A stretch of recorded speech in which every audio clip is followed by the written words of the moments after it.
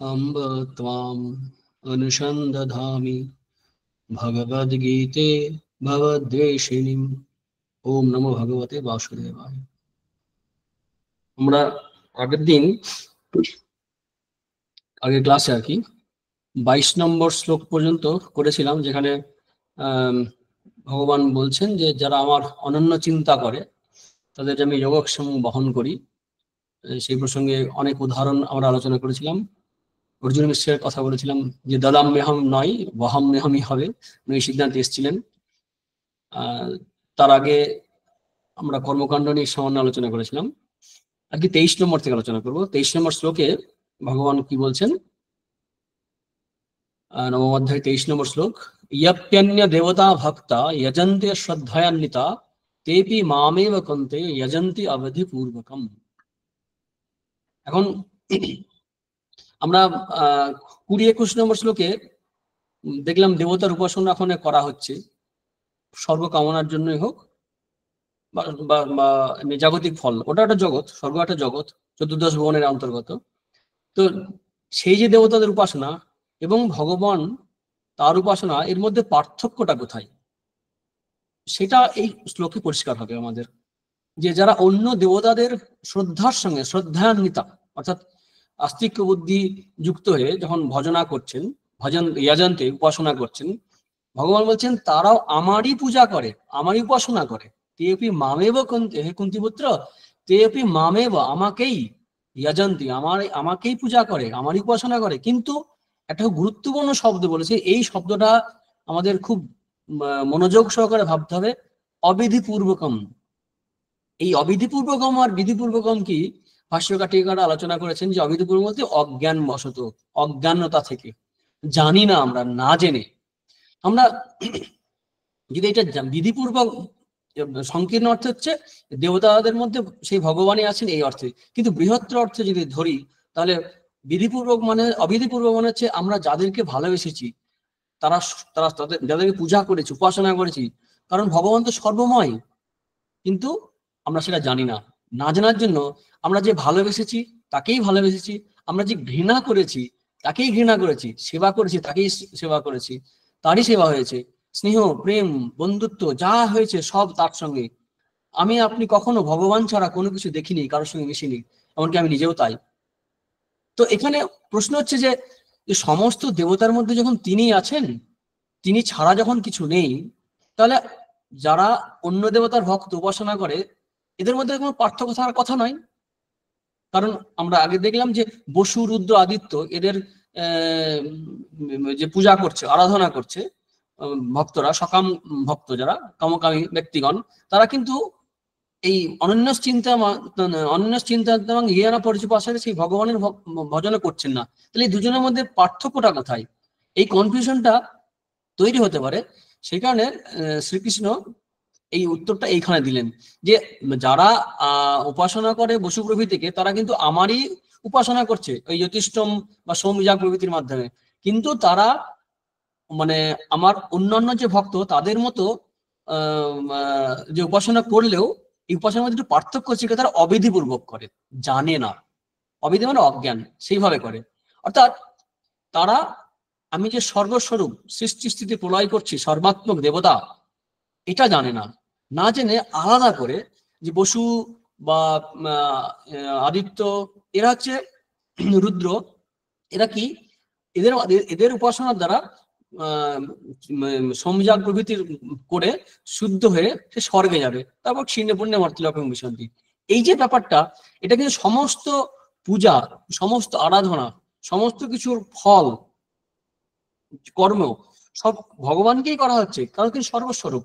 কিন্তু এই যে তিনি যে সর্বস্বরূপ ভগবান, এই বোধ নেই। আমরা খণ্ড দৃষ্টিতে, আলাদা দেবতার দৃষ্টিতে, আমরা আগে আলোচনা করেছি দেবতার ঈশ্বর এক নয়। দেবতা একটা উন্নত ধরনের জীব, অর্থাৎ মর্তে থাকে না, অন্য জায়গায় থাকে, এই অর্থে। তো এই যে সর্বাত্ম স্বরূপ না জেনে বসু প্রভৃতিকে মানে ভগবান ছাড়া অন্য হয় যে অর্চনা করছে, এই জন্যই এই দুটো উপাসনা বা দু ধরনের পূজা বা ভক্তি একই নয়, অর্থাৎ ভক্তি নামের যোগ্য নয়। এরা অবিধিপূর্বক পূজা করছে। শ্রীধর স্বামী লিখছেন যে তেপি মামেব যজন্তি সত্যম, তারা আমাকেই যে উপাসনা করছে, অর্চনা করছে সত্য, কিন্তু অবিধিপূর্বকম মোক্ষ পাপকং বিনা বিধি বিনা যজন্তি অতস্তে পুনরাবর্তন্তি। তারা এর দ্বারা মুক্তি লাভ হয়, ভগবান আরাধনা করে, এই মুক্তি কিন্তু এই দেবতারা দিতে পারবে না।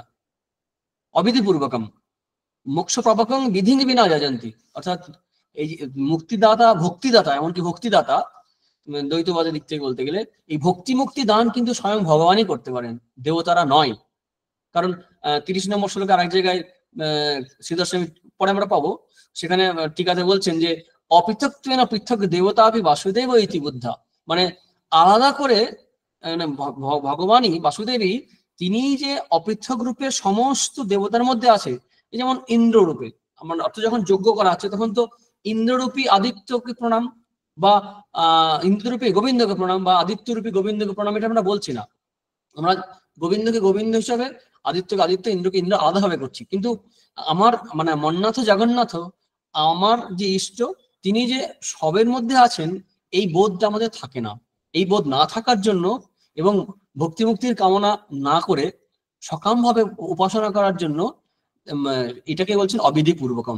স্বামী রামশুভ দাস তিনি বিশিষ্টাদ্বৈতবাদী ছিলেন, তো তিনি এর সুন্দর কথা বলেছেন যে মনে যদি কোনো কামনা না থাকে এবং উপাস্যের প্রতি যদি ভগবত বুদ্ধি থাকে, তাহলে নিজ নিজ রুচি অনুযায়ী যে কোনো প্রাণী, মানুষ বা কোনো দেবতা উপাস্য মনে করে পূজা করলে তাতে ভগবানেরই পূজা হয়, আর তার ফল হিসেবে ভগবানকেই পায়। রামশুভ দাস বলছেন। তো কিন্তু ওই উপাস্যের প্রতি ভগবত বুদ্ধি থাকছে না তোমাদের, দেবতা বুদ্ধি, তিনি এইটা দেবেন, এই পূজা করছি এই ফল দেবেন, খণ্ড দৃষ্টিতে দেখছি। আমরা আগের ক্লাসে আলোচনা করেছিলাম যে অনেক সময় ভগবানকে আমরা দেবতার পর্যায়ে নামিয়ে নিয়ে আসি, কারণ সামান্য সামান্য জিনিস চাই, দেবতাদের কাছ থেকে যেটা পেতে পারি সেটা ঈশ্বরের কাছ থেকে পেতে পারি। তিনি দেবেন ঠিকই, কিন্তু সেই দেবতা বুদ্ধি আছে কিন্তু ভগবত বুদ্ধি নেই, যে সৃষ্টি স্থিতি প্রলয় করছেন সর্বাত্মক তিনি, জীবের কর্মফলদাতা, এই বুদ্ধি থাকে না আমাদের।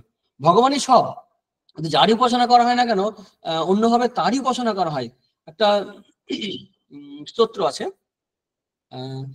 আকাশাৎ পতিতং তোয়ং যথা গচ্ছতি সাগরম সর্বদেব নমস্কার কেশবং প্রতি গচ্ছতি, মানে আকাশ থেকে যে বৃষ্টি পড়ছে, তোয়ং বৃষ্টি, তা যেমন সব ওই সাগরের দিকেই যাচ্ছে, তেমনি যত নমস্কার আমরা প্রণাম করি না কেন সব কিন্তু ওই ভগবানের কাছেই যাচ্ছেন, কেশবং প্রতি গচ্ছতি।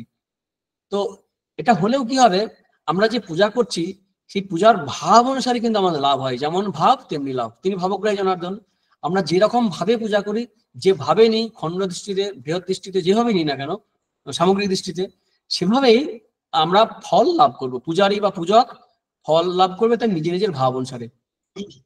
এই যে বলছিলাম যে আমি বা আপনি কেউ কোনোদিন ভগবান ছাড়া কিছু দেখেননি, ভগবান ছাড়া কিছু ভালোবাসেননি, ভগবান ছাড়া কারোর সঙ্গে কথা বলেননি। আমরা যে ঘৃণা করেছি বলছিলাম, সে ভগবানকেই করেছি, জানা জেনে করেছি। আমরা যে ভালোবেসেছি, ভগবানকেই ভালোবেসেছি। আমাদের পূজা, প্রেম, স্নেহ সবকিছুই ওই ভগবানের প্রতি হচ্ছে, কিন্তু অবেধিপূর্বক। জীবজ্ঞানে জীবের সেবা করছি, শিবজ্ঞানে শিবের সেবা করছি না। জীবজ্ঞানে জীবকে ভালোবাসছি, শিবজ্ঞানে করছি না। সন্তান জ্ঞানে ভালোবাসছি, গোপাল জ্ঞানে ভালোবাসছি না। এমনি সাধারণ অর্থে নারী রূপে ভালোবাসছি, মা রূপে নয়। সাধারণ অর্থে পিতা রূপে ভালোবাসছি, ভগবান রূপে নয়।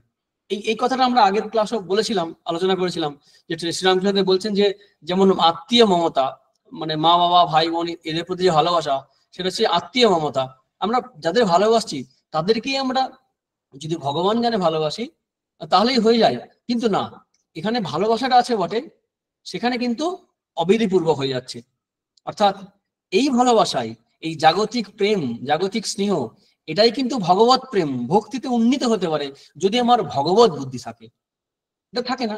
দয়া ক্ষেত্রেও তাই, যে সেবা করছি, জীবের সেবা, সর্বভূতের যে সেবা, সেখানেও যদি নিজের নাম যশ আকাঙ্ক্ষা না করে, কোনো লাভ না রেখে, কামনা না রেখে, যদি শিবজ্ঞানে জীব সেবা বা ঈশ্বর তার মাধ্যমে সেবা নিচ্ছে, এই বোধ যদি থাকে তাহলেই হয়ে যায়। কিন্তু না, এখানেও আমরা অনেক সময় ফেল করে যাই, অর্থাৎ অবিধিপূর্বক পূজা করি। অর্থাৎ দৈনন্দিন জীবনে আমরা যে সমস্ত বিষয়ের সংস্পর্শে আসছি, সম্পর্ক, সম্বন্ধ, প্রেম, যা কিছু আছে সবকিছুকেই আমরা করছি বটে, কিন্তু তত্ত্বগতভাবে তত্ত্বত আমরা ভগবানকেই ভালোবাসছি, আবার যে দুর্ব্যবহার করেছি, ভগবানের সঙ্গে দুর্ব্যবহার করেছি, তাহলে কি আমরা সবার সঙ্গে মিশতে যাব? তা নয়। শ্রীরামকৃষ্ণের একটা গল্প আছে যে মাহুত নারায়ণের গল্প, যে হাতিয়ে নারায়ণ আর মাহুত নারায়ণ। তো একটা পাগলা হাতি যখন মানে উন্মত্ত হাতি আসছে, তো শিষ্য শুনেছে যে সবার মধ্যে নারায়ণ আছে, তো নারায়ণ আছে জেনে সেরকম ব্যবহার করবে। শিষ্য করলেন কি, চলে গেলেন বনে জঙ্গলে, গেছিলেন কাট করতে, রাস্তায় হাতি আসছে, তো মাহুত হাতির উপর থেকে বলছেন সরে যাও, হাতিটা মেন্টালি ডিস্টার্ব আছে, মারবে, তাড়াবে। তো সে বললো কেন কেন সরে যাবো, তো হাতির মধ্যে তো নারায়ণ আছেন। সে হাতি নারায়ণ বসে বসে করলো, তার ধ্যান করতে শুরু করলো, তাকে শ্রদ্ধা জানাতে শুরু করলো। তখন হাতিরা করলো কি, তাকে তুলে নিয়ে একদম আছাড় মেরে ফেলে দিয়ে চলে গেল। তো কিছুক্ষণ পরে শিষ্যদের নিয়ে গুরুদেব এসছেন, আচার্য এসছেন, এসে তখন তাকে নিয়ে গেল, নিয়ে অনেক বুঝিয়ে টুঝিয়ে অনেক মানে শুশ্রূষা করার পরে, তারপর তার যখন তার চৈতন্য হয়, জ্ঞান হয়, তখন বলে যে তুমি হাতি আসছে দেখে সরে গেলে না কেন? বলছেন গুরুদেব বলেছেন যে হাতি সবই নারায়ণ, তাই হাতি নারায়ণ আসছে দেখে আমি সরে যাইনি। তখন গুরুদেব বললেন, বাবা হাতি নারায়ণ আসছে ঠিকই, কিন্তু মাহুত নারায়ণ তো তোমাকে বারণ করেছে। যদি সবই নারায়ণ, তাহলে মাহুত নারায়ণের কথাই বা শুনুন না কেন? মাহুত নারায়ণের কথা শুনতে হয়। ঠিক তেমনি আমাদের জীবনে আমাদের ডিস্টেন্স হয়তো মেনটেন করা যেখানে প্রয়োজন, কিন্তু আমাদের বোধে, আমাদের চিন্তায়, আমাদের সাবকনসিয়াস মাইন্ডে এবং কনসিয়াস মাইন্ডেও আমাদের এই ভাবনা থাকবে যে যাদেরকে ভালোবাসছি বা শাস্তি দিচ্ছি, ওই দণ্ডিতের সাথে দণ্ডদাতা কাঁধে যাবে সমান আঘাতে সর্বশ্রেষ্ঠ সে বিচার, সেটাও যদি ভগবত ভাবে করে দিলে আরো ভালো হবে, আরো ভালো হবে যদি ভগবত ভাবে করি। তো এইখানে পার্থক্যটা তৈরি হয়ে যায়। আমরা অবিধিপূর্বক পূজা আর প্রেম সব সময় করে থাকি, কিন্তু জানি না। এটা কথামৃতের আমরা পাই এই ঘটনাগুলো। স্বামী বিবেকানন্দ বলছেন যে অজ্ঞ লোকেরা যাকে মানুষ বলে, আমরা সেই ভগবান বা নারায়ণের সেবক বা পূজক, এই ধরনের কথা স্বামীজি বলেছেন। যে স্বামী রঙ্গনাথ মহারাজ তার গীতার ব্যাখ্যায় একটা সুন্দর কথা বলেছেন। শ্রীকৃষ্ণ বলেছেন যে অবিধি পূর্বকম, মানে বিধি বা বৈদিক শিক্ষাকে অনুসরণ না করে তারা ওই ধরনের পূজা অর্চনা করে থাকে। আমি যদি কোনো বিশেষ দেবতার পূজাও করি, আমাকে বুঝতে হবে যে আমার ইষ্ট দেবতা বা ইষ্ট দেবী সেই পরম অদ্বিতীয় ঈশ্বরের একটি মূর্তি বা রূপ। এই আছে না, শ্রীনাথে জানকীনাথে অভেদ পরমাত্মনি তথাপি মম সর্বস্ব রাম কমলোচন। কিন্তু এই বুদ্ধিটা আছে, রাম কমলোচন আমার সর্বস্ব হলো যে অভেদ দ্বারা এই বুদ্ধি আছে। যদি হনুমানকে পূজা করতেই হয়, বিষ্ণুর পূজা, তাহলে কিন্তু সে প্রণাম করে পূজা করবে, কিন্তু মনে মনে সে জানবে যে আমার প্রভুই এই রূপে আছেন। পরের শ্লোকে 24 নম্বর শ্লোক, অহং হি সর্বজ্ঞানং ভক্তা চ প্রভুরেব চ নতু মাম জানন্তি দত্তে না তস্যবন্তিতে। এখানে বলছেন যে ভগবানই মানে যজ্ঞেশ্বর, ভোক্তা, প্রভু, সবকিছু, যা কিছু আমাদের যে কর্ম করি, যজ্ঞ করি, সবকিছুই, কিন্তু সেটা তত্ত্ব তো সবাই জানে না। নতু মাম অভিজানন্তি তত্ত্বে না, তত্ত্ব তো জানে না। যার জন্য কি চ্যবন্তি, চ্যবন্তি মানে চ্যুত হয়, তারা চ্যুত হয়ে পড়ে, অর্থাৎ ফল ঠিক ঠিক লাভ করে না। ভগবানকে ভালোবাসার যে ফল, প্রেম, ভক্তি, মুক্তি, সেটা তারা পায় না। সেটাই ভগবান আমরা অষ্টম অধ্যায়ে পেয়েছি যে অধিযোগ্য কে না, আমি বলেছেন যে আমি অধিযোগ্য, অহমেব অধিযোগ্য, আমি এই এই দেহে অধিযোগ্য স্বরূপ, অত্র অত্র দেহে মানে এই দেহে, এই শরীরে, অষ্টম অধ্যায়ে আমরা পেয়েছি। তো সেখানে ভগবান বাসুদেবের যে সমস্ত যজ্ঞে যে বিভিন্ন দেবতার মধ্যে দিয়ে, মানে সে হতে পারে শ্রৌত যজ্ঞ বা স্মার্ত যজ্ঞ, মানে বেদ অনুসারে বা স্মৃতিশাস্ত্র অনুসারে সমস্ত যজ্ঞেরই ভোক্তা অন্তর্যামী রূপে কিন্তু স্বয়ং ভগবান, অধিযজ্ঞ, অধিষ্ঠাত্রী দেবতা, যজ্ঞেশ্বর পুরুষ। সেই কারণেই তিনি প্রভু এবং যজ্ঞ ফলদাতা। তিনি যজ্ঞের যে ভোক্তা এবং তিনি ফলদাতা, প্রভু। হোমের সময় একটা মন্ত্র করা, একদম হোমের শেষে সবকিছু হয়ে যাওয়ার পর, প্রিয়তাং পুণ্ডরিকাক্ষ সর্বযজ্ঞেশ্বর হরি তস্মিন তুষ্টে জগৎ তুষ্টং প্রীণিত প্রীণিতং জগৎ, মানে সর্বযজ্ঞেশ্বর হরি, অর্থাৎ সমস্ত যে যজ্ঞই হোক না কেন, সে যে দেবীর বা দেবতারই হোক না কেন, শেষে কিন্তু এই মন্ত্রটা আছে যে তিনি হচ্ছেন যজ্ঞেশ্বর, ভগবান স্বয়ং। যারা অন্য দেবতার উপাসনা করে তারা জানে না, না জেনে আলাদাভাবে উপাসনা করে, কিন্তু ফলদাতা রূপে তাকে না জানার জন্য আগে যে বলা হলো, তারা অবিধিপূর্বক পূজা করছে। কারণ ভগবান ছাড়া কিন্তু আর কেউ ফলদাতা নয়।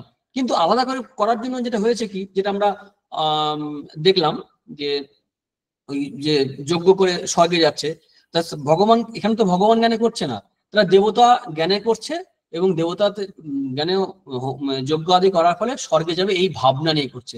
তার ফলে কি হচ্ছে, ভগবানের স্বরূপ জানছে না। স্বরূপ না যাওয়ার জন্য অনেক কষ্টে যাগযজ্ঞ করে তার কর্মফল হিসাবে সেই আমরা পড়েছি অষ্টম অধ্যায়ে, আবার ফিরে যাচ্ছি সেখানে, যে ধূমাদি লোকে মানে পিতৃযান মার্গের মাধ্যমে স্বর্গে গমন করছে, সেখানে কর্মফল ভোগ করছে, দেবদেহ লাভ করে আবার কর্মফল ভোগ করার পরে ক্ষীণে পুণ্যে মর্তলোকং বিশন্তি। আর যারা দেবতা জ্ঞান করছে, একই উপাসনা একই পূজা যখন দেবতা জ্ঞান করছে, তখন কি হচ্ছে যে ওই অর্চিরাদি মার্গে অর্থাৎ দেবযান মার্গে বা দেবযান পথে গিয়ে তারা মুক্তি লাভ করছে। এই বিষয়ে আলোচনা আমরা অনেক করেছি আগে, এটা আর যাচ্ছি না। তারপরে 25 নম্বর শ্লোক। 25 নম্বর শ্লোকে যারা বিধিপূর্বক পূজা করে না তাদের 3 ধরনের ক্যাটাগরি, এবং তার সঙ্গে বিধিপূর্বক যারা করছে বা ভগবান জ্ঞানে ঈশ্বর জ্ঞানে ভজনা করছে, এই ডিফারেন্সটা উনি তৈরি করেছেন। 3টে গুণের অনুসারে 3 রকমের মানে উপাসকের কথা বলা হয়েছে। ভক্ত ঠিক বলুন, উপাসক সেটা কি, দেবব্রত, পিতৃব্রত, আর একটি গীতায় বলছে না যদিও ভূতব্রত বলা যেতে পারে। মানে ইয়ান্তি দেবব্রতা দেবান পিতৃন ইয়ান্তি পিতৃব্রতাহ ভূতানি ইয়ান্তি ভূতেজ্যা ইয়ান্তি মদ ইয়া জিরোপিমাম। অর্থাৎ যারা দেবতাদের উপাসনা করে তারা এই দেবতাদের উপাসনা করার ফলে এই যে যেরকম ভাবে উপাসনা করে সে সেরকম জায়গায় যায়। যেমন আগে আমরা দেখলাম যে স্বর্গে গমন করছে, সেখানে ওই দেবব্রত, অর্থাৎ ব্রত মানে কি, ওই দেবতাদের সম্বন্ধে যে সমস্ত পূজা আছে, বলি প্রদান, উপহার, প্রদক্ষিণ, প্রণাম, পূজা যেগুলো করা হয়, যজ্ঞ, হোম, তার ফলে, কারণ বেদে বলছে যে যথা যথা উপাসতে তদেব হওয়াতি, যে যেরকম উপাসনা করে সে সেরকম ফল লাভ করে। এরা হচ্ছে 3 গুণ অনুসারে, এরা হচ্ছে সাত্ত্বিক প্রকৃতির দেবতা। রাজসিক প্রকৃতি কারা, যারা পিতৃব্রত অর্থাৎ পিতৃ যে গণ আছে সেই গণদের পূজা করে, মানে এখানে পূজা ঠিক বলে না, মানে শ্রাদ্ধাদি ক্রিয়া করে। তোদের সুন্দর সুন্দর নাম আছে, নামগুলো অদ্ভুত অদ্ভুত সব নাম মনে হবে। অগ্নিস্বত্বা আরিয়ামা হবিষ্মন্ত উষ্মপা বহির্ষদ আজপ্যা, এগুলো একটা গণের নাম। এরা এই গণের উদ্দেশ্যে যখন শ্রাদ্ধ স্বধা মন্ত্র হবে, এক্ষেত্রে এই যে স্বধা বলে যে সমস্ত নিবেদন করছে, শ্রদ্ধাদি করছে, প্লাস যে পিণ্ড দান করে, অনেক কিছু আছে। তো এই এরা পিতৃগণের পূজা করছে, উপাসনা করছে, যার ফলে পিতৃলোকে গমন করছে। আর যারা তমগুণী, রজগুণী তো বলা হলো, তমগুণী যারা, তারা ওই ভূতের উপাসনা করছে, ভূতের পূজা। যদিও কালী পূজার ভূতিতে আছে, কিন্তু সেটা আলাদা ধরনের, সেখানে মানে দেবীর সাঙ্গপাঙ্গের মধ্যে পড়ে এগুলো। তো এখানে যে ভূতের উপাসনা হচ্ছে ওই নানা রকম হেল্প পাবে বলে সময় করে না, যক্ষ রক্ষ বিনায়ক মাতৃকা, এটা হচ্ছে ভূত। এই ভূতের পূজক, ভূতের উপাসক যারা, তারা সেইভাবেই প্রাপ্ত হয়। এখন এই অন্যান্য দেবতার ফলে উপাসনা করার ফলে সেই দেবতার ভাব প্রাপ্ত হয়, সেগুলো কিন্তু অন্তবৎ। কিন্তু ঈশ্বরের এই মজ্জাজি রকম যারা ভগবানের উপাসনা করে, তারা কিন্তু এই সর্বব্যাপী ভগবানের উপাসনা করার ফলে ভগবানকেই প্রাপ্ত হয়। কারণ উপাসনা যখনই করুন না কেন, সব ক্ষেত্রেই একই ধরনের অ্যাটিটিউডটা, মানে ভালোবাসা তো একই বৃত্তি। তুলিয়া মিমাজ বলতেন, এই বিড়ালি বনে গেলে বন বিড়াল হয়।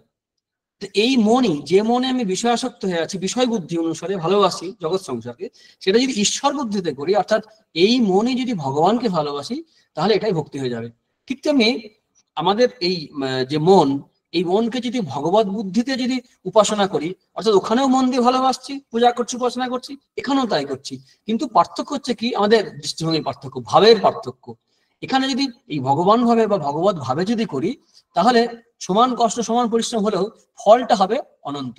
কিন্তু এই দেবতাদের ক্ষেত্রে এই যে 3 ধরনের কথা বলা হলো, দেবব্রত, পিতৃব্রত এবং ভূতের যা, অর্থাৎ ভূতের যারা উপাসনা করে, তো এরা অন্তগত ফল লাভ করছে। এটি মায়ার অদ্ভুত প্রভাব। তার কিন্তু এখানে একটা জিনিস খেয়াল রাখতে হবে, যে এই উপাসনা দেবতাদের করছে অল্প অল্প ফল পাচ্ছে এমন নয়, কারণ সমস্ত ফল তো ভগবানই দেবেন। এখানে কারণ হচ্ছে ভগবানের থেকে আলাদা করে ভাবছে, এই আলাদা করে ভাবার জন্যই ফলটা আলাদা হচ্ছে। কারণ কোন দেবতা কিন্তু ভগবান থেকে আলাদা নয়, কারণ সমস্ত ভগবানেরই বিভূতি। সব উপাসনা ভগবানের উপাসনা, শ্রুতিশাস্ত্রে মানে আমাদের বৃহদারগমনের সুন্দর একটা মন্ত্র আছে, প্রথম অধ্যায়ে আছে, সা বিশিষ্টিরেশ উহ্যেব সর্বে দেবাহা, মানে বলছে অমুক দেবতার পূজা করো, অমুক দেবতার উপাসনা করো, অর্চনা করো। এই যে এক একটা দেবতার কথা বলা হচ্ছে, পূজার কথা বলা হচ্ছে, এটা কিন্তু ভগবানেরই বিসৃষ্টি। বিসৃষ্টি সা বিশিষ্টি রেশ, বিশিষ্টি মানে হচ্ছে পরমেশ্বর বা ভগবানেরই বিভূতি। বিশিষ্টি মানে বিভূতি। আর যেহেতু পরমেশ্বরই সর্বদেবতাত্মক, সমস্ত দেবতা সেখান থেকে এসছে। এবার ঋগ্বেদেও আমরা পাই বিখ্যাত, আমরা জানি একং সদ্বিপ্রা বহুধা বদন্তি, আমরা এটুকুই জানি।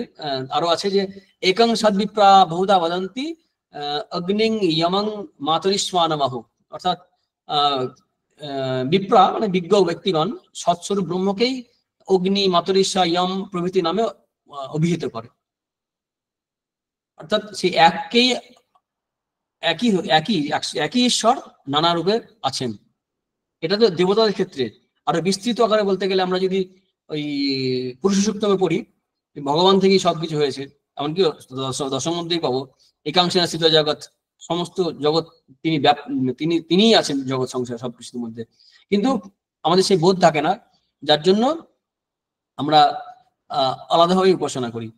আর একটু আগে যে বললাম যে রাজস্বিক, তামসিক ইত্যাদি ভেদের কথা, এটা কিন্তু উপাসকের গুণ অনুসারে, মানে রাজস্বিক তামসিক যে ভেদটা, মানে যে যেরকম যার যেমন মনের ভাব সে সেভাবে উপাসনা করে, আর ভগবান সেভাবে আবির্ভূত হন। উপাস্য পরমেশ্বর উপাধি ভেদ অনুসারে বুঝতে হবে। কারণ উপাস্য তিনি তো, যদি ভগবান স্বয়ং, তিনি তো সত্য রজতম তিন গুণের দ্বারা সংশ্লিষ্ট নন, ত্রিগুণাতীত তিনি। কিন্তু উপাস্য যে অনুসারে ভগবানকে উপাসনা করেন, সে সেই অনুসারে ভগবান তাকে ফল দান করেন। সেই কারণে এটা হচ্ছে কি উপাস্যের উপাসক হচ্ছে ইম্পর্টেন্ট, সে কি দৃষ্টিতে কি ভাবে সে পূজা করছে, উপাসনা করছে। আর মানে কি আমরা পেলাম এর মধ্যে যে যারা অন্য দেবতার ভজনা করছে তারা কিন্তু এক হিসেবে ভগবানের ভজনা করছে, কারণ ভগবানই সবকিছুর মূল। বহুরূপে তিনি আছেন, বহুরূপে সম্মুখে তোমার শারীরিকতা হয়েছে ঈশ্বর, তো সবার মধ্যে তিনিই আছেন, সবকিছুর মধ্যে তিনি আছেন। কিন্তু ভগবানের যে সর্বযজ্ঞেশ্বর, এই জ্ঞান আমাদের থাকছে না, সেই একত্বের স্ফুরণ হচ্ছে না, একত্বের তত্ত্বের অনুভব হচ্ছে না, তত্ত্বের প্রস্ফুটিত হচ্ছে না, স্ফুরণ হচ্ছে না। তার ফলে কি হচ্ছে, ওই বহুর মনে যে এক না থাকার জন্য আমরা অনেককে ভালোবাসছি, অনেকের সেবা করছি, পূজা করছি, যার ফলে আমাদের এই গতাগতং কাম কামা লভন্তে, আমরা আগের যে শ্লোকে পেয়েছি, সেই বারবার যাতায়াত হচ্ছে সংসারে, আমরা ফিরছি, যাচ্ছি আসছি, এই তত্ত্বে না অভিজানন্তি, মানে তত্ত্বের সঙ্গে জানছে না। সেই কারণে সেই অচ্যুতকে না জানার জন্য আমাদের চ্যুতি হচ্ছে, চাবন্তিতে চ্যুত হচ্ছে।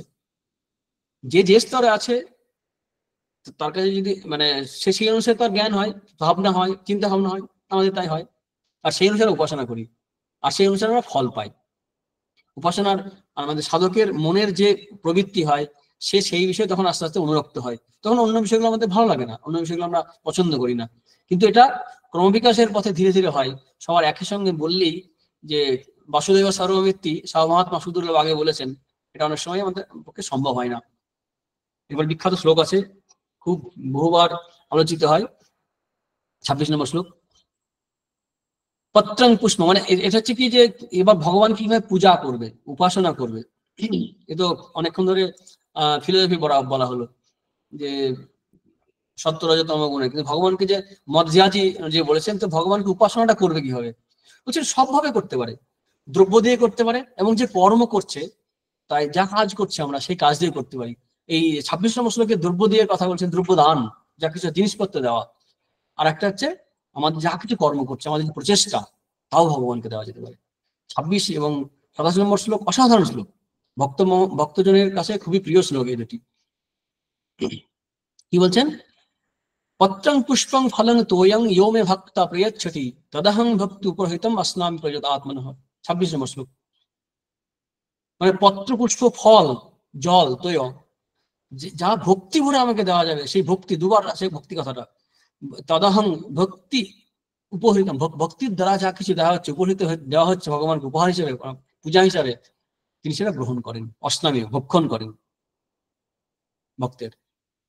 আরেক দৃশ্যে দেখতে গেলে সবই তো ভগবানেরই, ভগবান ছাড়া ভক্ত আর কিছু সত্যিকার যখন অনুভূতি হয় একটা স্তরে, তখন ভক্ত ভগবান ছাড়া কিছু দেখতে পায় না, চতুর্দিকে যদি ভগবানই দেখেন। তিনি আর কি করে ফুল দেবেন? শ্রীরামচন্দ্র জীবনের ঘটনা আছে যে বিরাট রূপে দেখছেন তারই পূজা হয়ে আছে, তখন আর ফুল চিনতে পারছেন না। অর্থাৎ কিভাবে পূজা করবে? একটা গান আছে না, নজরুলের মনে গানটা, কি দিয়ে বুঝি ভগবান, মন্দিরে তুমি, মূরতি তুমি, স্তবগীতে তুমি, সবই তো তুমি আছো, কিন্তু অনেক উঁচু অবস্থা, দুটো গুলিয়ে ফেললে হবে না আমাদের। সাধারণ ক্ষেত্রে আমরা তাকে কিন্তু তাদের উদ্দেশ্যে নিবেদন করি, দ্রব্যের মাধ্যমে আমরা অন্তরের ভক্তি নিবেদন করি। কিন্তু এই পূজা, আমাদের একটা সংকীর্ণ ধারণা আছে, পূজা বলতে আমরা বুঝি শুধুমাত্র মন্দিরে মন্ত্র বলে যে ফুল দেওয়া হচ্ছে, ফল দেওয়া হচ্ছে, এটুকুই, জল দেওয়া হচ্ছে, এটুকুই না। পূজার বিস্তৃত ভাবনা, যখন আমরা মানে মন্দিরে ফুল তুলছি ঠাকুরের জন্য, ভগবানের জন্য, দেবীর জন্য, তখনই কিন্তু পূজা শুরু হচ্ছে। আমি বাজারে গেছি, ভগবানের জন্য সন্দেশ কিনছি, তখন কিন্তু আমার পূজা শুরু হয়ে গেছে। আমার ভাবনা, ভাবনা হচ্ছে খুব ইম্পর্টেন্ট। পূজা শুরু হয়ে গেছে কিন্তু। আমি একটা মানে আমি আমি আমার কর্তব্য করলাম, আমি ফুলটা এনে মন্দিরে দিলাম, এবার পূজারি দেবে, যারা ভলেন্টিয়ার আছে তারা দেবে, তারা দেখ না দেখ তার ব্যাপার, আমার কাজ কিন্তু আমার হয়ে যাচ্ছে। আমি ভাবের কথা বলছি, খেয়াল রাখতে হবে এটা। তো এই যে ভক্তি ভরে, আসল কথা হচ্ছে ভক্তি। তিনি কিন্তু অর্থ, অনেক সম্পত্তি দেবে এটা নয়, অর্থবিদ্যা কোনো ক্রাইটেরিয়া নয়, ভক্তি খুব ইম্পর্টেন্ট। দেখা যাবে খুব ভক্তিহীন ভাবে কোনো পুরোহিত ছুড়ে দিচ্ছে ফুল ফল, যজমান দিচ্ছেন, তা কিন্তু ভগবান গ্রহণ করেন না, নিজেই বলেছেন ভগবান। ভক্তির সঙ্গে যদি দেওয়া হয় তবেই সে গ্রহণ করে। সেই কারণে তো দেখা যায় যে ভক্তের আনা যে তন্ডুল কণা, আমরা শ্রীরামের কাহিনী জানি, ভক্তি ভরে দিচ্ছেন, বিদুরের বাড়িতে আছে কাহিনী, তো সেখানে কিন্তু ভগবান গ্রহণ করছেন, কারণ ভক্তি ভরে দিচ্ছেন বলে। আসল কথা তিনি ভক্তি গ্রহণ করেন, ভক্তি আর ভাব, ভাবগ্রাহী জনার্দন। এই পত্রপুষ্প ফল সামান্য জিনিস, খুব পরিশ্রম করতে হবে এমন নয়, অনেক দামি দামি জিনিস এমন নয়। একটা ঘটনা মনে করছে, আমরা যখন ট্রেনিং সেন্টারে আছি, মানে ব্রহ্মচারীদের, আমাদের যে ভক্তিযোগের ক্লাস নিতেন, সেই আচার্য মহারাজ একটি একটি ঘটনা বলছেন। যীশু খ্রিস্টের ভক্ত তিনি, খুব সংক্ষেপে বলছি। তো অ্যাবট, মানে ওই যিনি থাকেন আর কি, মেন যিনি মনাস্ট্রিতে, তো তিনি এমন একজনকে, মানে একজন খুব বারবার বলায় বলায় তাকে আশ্রয় দিয়েছেন সংস্থাতে, মানে চার্চে। তো ও কি কাজ জানে, বলছে আমি কাজ বেশি কিছু জানি না, জাগলারি করে বেড়াতো, মানে এরকম করে তিনটে জিনিস একসঙ্গে নিয়ে এরকম করে না, জাগলারি, ওটাই করেছে। তো বলছে ঠিক আছে, তুমি তাহলে একটা কাজ করো, ওই মন্দিরের মানে চার্চের মোছামুছির কাজগুলো করবে। ও তাই করতো, কিন্তু ওতেই খুব আনন্দে ভরপুর হয়ে থাকতো। যে কোনো কারণে হোক, কিছু তো ঈর্ষা হিংসা কিছু তৈরি হয়, সাধক হলেও সাধকের মধ্যে তো ঈর্ষা তো যায়নি, সাধক সিদ্ধ হতে এসছে, সিদ্ধ হয়ে তো আসেনি। তো সেই সাধকের দের মধ্যে নানা রকমের কুটকাচালি চলে, সব রকমই চলে, এই জানিস এই করছে ওই করছে, যিনি জানেন না কি উল্টো পাল্টা করছে, অনার সৃষ্টি কি না, সব বন্ধ করে মন্দির মোছার পরে নাট মন্দিরে সে জাগলারি খেলছে। তখন এটা ওদের কানে যায়। তো উনি কাউকে কিছু বললেন না, উনি সাধক মানুষ, বললেন ঠিক আছে আমি দেখছি। উনি একদিন গিয়ে দেখলেন যে এই যে খেলছেন এরকম, আর জ্যোতির্ময় হয়েছে জায়গাটা, একটা সে তো মানে সাদা জ্যোতির্ময় হয়েছে, আর সাদা পোশাক পরে ভগবান যিশুর আবির্ভাব হচ্ছে, অনুভব করছেন। তখন উনি অনেক কিছু বললেন, উনি চলে গেলেন। পরে একদিন ওকে জিজ্ঞাসা করলেন এই ব্যাপারটা কি, বলছে যে আমি তো মোছামুছির কাজ করছি, কিন্তু আমার খুব প্রিয় জিনিস, যেটা করে আমি ইনকাম করতাম, ঘুরে বেড়াতাম, সেটা ছিল জাগলারি, আমি ভালোবাসি। তো ভগবানকে এটাই আমি দেখাতে চাইলাম, যে আমি যা জানি এটাই ভগবানকে আমি নিবেদন করছি। সেই মানে উনি স্তম্ভিত হয়ে গেছেন, বলছি এইভাবে হয়? উনি সবাইকে বলে দিলেন যে ও যা করছে কিছু বলবে না। এটা কিন্তু বিশেষ ক্ষেত্রে আমাদের খেয়াল রাখতে হবে, মন মতো যা ইচ্ছা করলে হয় না। কিন্তু সাধারণ ক্ষেত্রে এই যে ঘটনা, এই ঘটনায় প্রমাণ দিচ্ছে আমরা যা কিছু ভগবানকে নিবেদন করব, তিনি তা ভক্তি ভরে যদি করি আমরা, তিনি গ্রহণ করেন।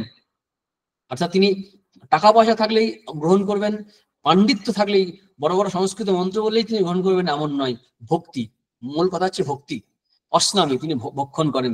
অস্নামী মানে অস্নামী শব্দের বাচ্চার্থ হচ্ছে ভোজন করা, ভোজন করা খাওয়া। টিকাকাররা বলেন যে ঠিক ভোজন অর্থে বলা যায় না, কারণ ভগবান সেভাবে ভোজন করেন না, তিনি গ্রহণ করেন, প্রীতির সঙ্গে গ্রহণ করেন, সেই অর্থেই অস্নামী শব্দের ব্যবহার করা হয়েছে। আমার ছান্দোগ উপনিষদে পাই নবৈ अस्नन्ति न पिबन्ति एता एत ए एतदेव अमृतं दृष्ट्वा तृप्यन्ति नवै देवा अस्नन्ति न पिबन्ति एतदेव अमृतं दृष्ट्वा तृप्यन्ति। তারা দেবতারা ভক্ষণ করেন না, পানও করেন না, অশ্নন্তি পিবন্তি করেন না, কি করেন? দৃষ্ট্বা অমৃতং দৃষ্ট্বা, মানে দেখে তৃপ্ত হন। অর্থাৎ তারা চোখের দেখে, মানে দৃষ্টি হোক। শ্রী মায়ের কথা থেকে আমি দুই জায়গায় আমি আলোচনা করছি, খুব সুন্দর জায়গা। শ্রী মায়ের কথা, একটি গৃহী ভক্ত, একজন সন্ন্যাসী ভক্ত, দুজনের কাহিনী, ছোট ছোট কাহিনী আছে। একবার ঠাকুরকে ভোগ দিয়ে, প্রফুল্ল কুমার গাঙ্গুলি তিনি বলছেন, একবার ঠাকুরকে ভোগ দিয়ে দেখি ছবি হতে একটা আলোর স্রোত নৈবেদ্যের উপর পড়েছে। এটা এই অনুভূতি সবার হয় না কিন্তু। তাই মাকে জিজ্ঞাসা করেছিলাম, মা যা দেখি সে কি মাথার ভুল না সত্যি? যদি ভুল হয় তবে যাতে মাথা ঠান্ডা হয় তাই করে দাও। মা একটু চিন্তা করে বলছেন যে না বাবা, ও সব ঠিক। তখন উনি জিজ্ঞাসা করছেন, তুমি কি জানো কি দেখি? তুমি কি জানো আমি দেখি? তুমি কি জানো কি দেখি? তখন মা বলছে হ্যাঁ। তখন উনি বলছেন, ঠাকুরকে তোমাকে যে ভোগ দিই তা কি ঠাকুর পান? তুমি কি তা পাও? তখন মা বলছে হ্যাঁ। তখন প্রফুল্লবাবু বলছেন, বুঝবো কি করে? তখন মা বলছেন, কেন গীতা পড়ো নাই? ফল পুষ্প জল ভগবানকে ভক্তি করে যা দেওয়া যায় তা তিনি পান।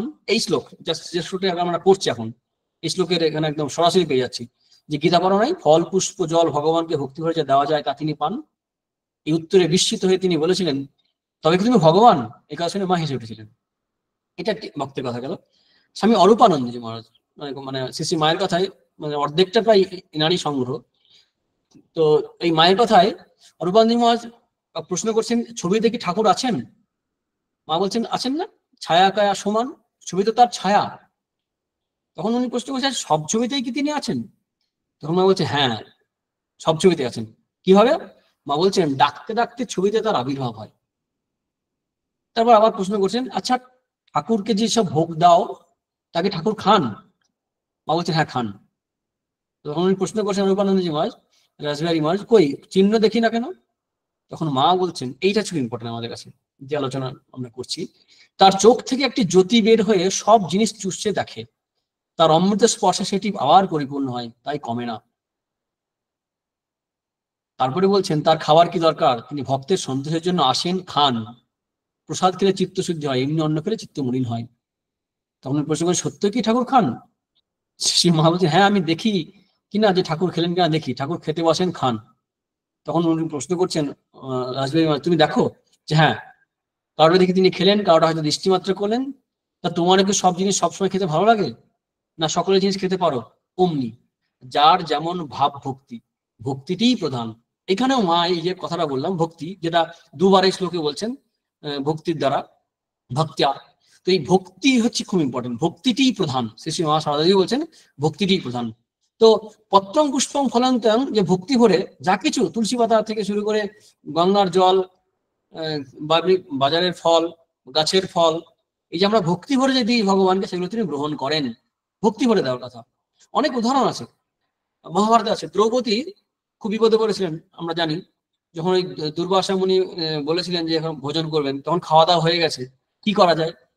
তিনি সেই জনার্দন, বিপত্তারণ শ্রী ভগবান, যাকে বস্ত্রহরণের সময় রক্ষা করেছিলেন, তিনি সেই ভক্তি ভরে ভগবানকে ডাকছেন। সাকান্ন এক কোনা পড়েছিল, তিনি সেটা খেলেন, খেয়ে ত্রিলোককে তিনি তুষ্ট করলেন। এই যে আছে তস্মিন তুষ্ট জগৎ তুষ্টং পরিণীতং জগৎ, তার দ্বারা হলেন। এছাড়া গজেন্দ্র, আমরা গজেন্দ্র মোক্ষণ কাহিনী পাই সম্ভবত ভাগবতে। সেখানে যখন ওই গজেন্দ্রকে কুমিরে ধরে, তখন মুক্তি মানে আরতির আর্তভক্তের মতো অবস্থা, সে আরতির সঙ্গে ভক্তি ভরে তিনি ভগবানকে প্রসন্ন করার জন্য ওই যে মানে সরোবরে তিনি আক্রান্ত হয়েছিলেন, অ্যাটাক করা হয়েছিল, সেখানেই যে পদ্ম ফুল তুলে ভগবানের বিষ্ণুর উদ্দেশ্যে তিনি একটা একটা করে দিচ্ছিলেন। তখন ভগবান তুষ্ট হয়ে তাকে উদ্ধার করলেন। এছাড়া বিখ্যাত ঘটনা রামায়ণে পাই আমরা, বিশেষ করে রামচরিতমানস, শবরের কাহিনী। শবরী বহুদিন অপেক্ষা করছেন, তার কৈশোর গেল, যৌবন গেল, বৃদ্ধ বয়স, অপেক্ষা করছেন ভগবান রাম আসবেন। ঋষিরা বলেছেন রাম আসবেন। সে রামের জন্য একটা একটা করে ফল খেয়ে খেয়ে, মিষ্টি ফল বেছে বেছে রেখে দিচ্ছেন, উচ্ছিষ্ট ফল ভগবানকে দিচ্ছেন, উচ্ছিষ্ট ফল। এগুলো কিন্তু এক্সেপশনাল, সাধারণ ক্ষেত্রে প্রযোজ্য নয়। তো ভগবান রামচন্দ্র আসলেন, তখন খাওয়াচ্ছেন ভক্তি ভরে। কিন্তু এই এই যে ভক্তি ভরে গ্রহণ দিয়েছেন এবং ভগবান গ্রহণ করেছেন, এটা কিন্তু এই শরীর ভক্তির যে ভাব ভিতরটা, সেটা তিনি শ্রীরামচন্দ্র পরে বহুবার প্রশংসা করছেন এই জায়গাটায়। আসলে ভক্তের যখন ভগবান কিছু দেওয়ার আগ্রহ বৃদ্ধি পায়, তখন ভুলে যায় কি করছি না করছি, ভগবানে ভুলে যায়। কারণ আমরা বিদুরের কাহিনী জানি, বিদুরের স্ত্রী যখন ভগবানকে খাওয়াচ্ছেন, তো কলাটা ছাড়িয়ে কলাটা ফেলে দিয়ে খোসাটা দিচ্ছেন, ভগবান সেই খোসাটিকেই কলার মধ্যে গ্রহণ করছেন। অর্থাৎ ভক্তেরও খেয়াল নেই প্রেমের ভক্তিতে কি দিচ্ছি, কি খাওয়াচ্ছি, আর ভগবানেরও খেয়াল থাকে না কি খাচ্ছি। ভক্তিটাই আসলে আসল। আরেকটি ঘটনা মনে পড়ছে, গোপালের মা অঘরমণি, শ্রীরামকৃষ্ণ একজন ভক্ত, যার সম্বন্ধে স্বামী বিবেকানন্দ নিবেদিতাকে নিয়ে গেছিলেন দেখাতে একবার। যখন যাচ্ছেন নৌকায় করে, তখন বলছেন চলো ভারতবর্ষকে দেখবে। সেই ভারতবর্ষকে, সনাতন ধর্মের আদর্শকে দেখাতে তিনি গোপালের মাঝে নিয়ে যাচ্ছেন। বলছেন দেখবে সেই ভারতবর্ষ চলে যাচ্ছে, আর আসবে না। ব্রত, তপস্যা, জপ, প্রার্থনা, কি জীবন হতে পারে। একজন ব্রাহ্মণ, অল্প বয়সী ব্রাহ্মণ বিধবা, তিনি সেই গোপালের মা তার কাছে নিয়ে যাচ্ছেন। উনি তাকে দেখে এতই মুগ্ধ হয়েছিলেন, পরবর্তীকালে জীবনের শেষ দিন পর্যন্ত, এমনকি অন্তর্জলি যাত্রা যেমন বলে সেরকম করে যখন শরীর যায় গঙ্গার ঘাটে নিয়ে এসেছিলেন, শেষ সময় পর্যন্ত নিয়োজিতা তিনি এত আন্দোলনে, রাজনৈতিক আন্দোলনে যুক্ত হয়ে গেছিলেন, কিন্তু এই গোপালের মায়ের সেবা কিন্তু কখনো ছাড়েননি। এই গোপালের মা, তার সুন্দর ঘটনা আছে। তো তিনি প্রথমবার দেখা করার পর দ্বিতীয়বার যখন যাচ্ছেন, যে সাধু মানে শুধু হাতে সাধু দর্শন করতে নেই, তো এই 2-3 পয়সার দেদো সন্দেশ বলা বলছে, মানে লীলা প্রসঙ্গে আছে এরকম বললে, দেদো সন্দেশ, মানে খুব খারাপ রঘু সন্দেশ নিয়ে যাচ্ছেন ভগবান, মানে শ্রীরামকৃষ্ণ দর্শন করতে দক্ষিণেশ্বরে। তো উনি ভাবছেন অনেক অনেক ভালো ভালো জিনিস দেয়, আমার এই খারাপ কম দামের সন্দেশ তিনি খাবেন কি? অন্তর্যামী ভগবান শ্রীরামকৃষ্ণ বলছেন, কি এনেছো আমার জন্য, দাও। তো কি করে লজ্জায় বের করে, তবু সেই লজ্জা ত্যাগ করে ভক্তি করে ওটা দিলেন। ভগবান শ্রীরামকৃষ্ণদেব আনন্দের সঙ্গে খেলেন, আনন্দের সঙ্গে খাচ্ছেন, আর খুব প্রশংসা করছেন। তারপর বললেন, তুমি এত পয়সা কোথায় পাবে, তুমি নারকেল নাড়ু করে রাখবে, যখন আসবে তখন 2-1 করে নিয়ে আসবে। তো এরকম তার সঙ্গে দারুণ সম্পর্ক আছে। যদি লীলা প্রসঙ্গ আমরা কেউ পড়ি, তাহলে দেখতে পাবো সেখানে শ্রীরামকৃষ্ণ লীলা প্রসঙ্গে অসাধারণ বর্ণনা আছে। গোপাল তার সঙ্গে সঙ্গে ঘুরছে ফিরছে, তো উনি গোপালের কাছে অভিযোগ করছেন যে কি এমন তোমাকে গোপাল, গোপাল তোমাকে ডেকে আমার এই হলো, এমন এক সাধুর কাছে নিয়ে আসলে শুধু খাই খাই করে, ওই চচ্চড়ি নিয়ে এসো, এই শুশনির শাক এই ওই করে নিয়ে এসো। উনিও যখন বাড়িতে করছেন ওটা নিয়ে আসছেন, আমার সাধন ভোজন সব গেল শুধু খাওয়া আর খাওয়া। তো এক অদ্ভুত লীলা ভগবানের, আমরা বুঝতে পারবো না। তারপরে শ্রীরামের যে কাহিনী আছে, সে ভগবানের কাছে দেখা করতে গেলেন দ্বারকায়, সেই পুটলিতে করে, একটা নোংরা পুটলি, তাতে চাল ভাজা বলে তন্ডুল কণা, মধুসূদন সরস্বতী লিখছেন তন্ডুল কণা। তো এটা নিয়ে গেছেন, তিনি ভগবানকে দিচ্ছেন। এই ভক্তি ভরে যে ভগবানকে দেওয়া, এটা তিনি গ্রহণ করেন। অনেক কাহিনী বলা হলো, এর পরের শ্লোকে যাই। এটা গেল দ্রব্য। এই দ্রব্য দিয়ে আমরা ভগবানের কিভাবে সেবা করি। দ্রব্য আসল না, আসলে ভক্তি। কিন্তু সেই ভক্তির প্রকাশটা, মাধ্যমটা কোনো একটা জিনিস দিয়ে ঘটে। আমরা যাকে ভালোবাসি, আমাদের মন স্বভাবতই চাই কিছু দিতে তাকে, জিনিসটা নয়, সেই ভাবটাই হচ্ছে, ভালোবাসাটাই হচ্ছে ইম্পর্টেন্ট। তো এখানে এই এই দ্রব্যের দ্বারা কিভাবে ভগবান সেবা করা যায় সেটা আমরা দেখলাম। এরপরে আসছে কাজের দ্বারা, ব্যবহারের দ্বারা। 27 নম্বর শ্লোক, ইয়াত করোসি যদাস্নাসি ইয়াত জুহসি দদাসি ইয়াত ইয়াত তবস্যসি কৌন্তেয় তৎ কুরুষ্য মদর্পণম। এখানে আমরা কি দেখছি, মানে ভগবান ভক্তকে আর মন্দিরে রাখলেন না, একদম মন্দির থেকে বাইরে নিয়ে এসছেন। সেক্রেড অ্যান্ড সেকুলারের ডিফারেন্স রাখছেন না, কোনটা মানে ধর্মনিরপেক্ষ আর কোনটা ধর্মীয় আধ্যাত্মিক, কোনো ভেদাভেদ নেই। সমগ্র জীবনটাই, মানে দিক থেকে দেখতে গেলে কি হবে, সমস্ত জীবনটাই তখন ধর্ম হয়ে উঠবে, আধ্যাত্মিক হয়ে উঠবে। Life itself is religion. ধর্মটাই তখন, মানে গোটা জীবনটাই তখন ধর্ম হয়ে যাবে, কিছুই বাদ যাবে না। 2-4 ঘন্টার জন্য, 2-4 মিনিটের জন্য হবে এরকম নয়। তো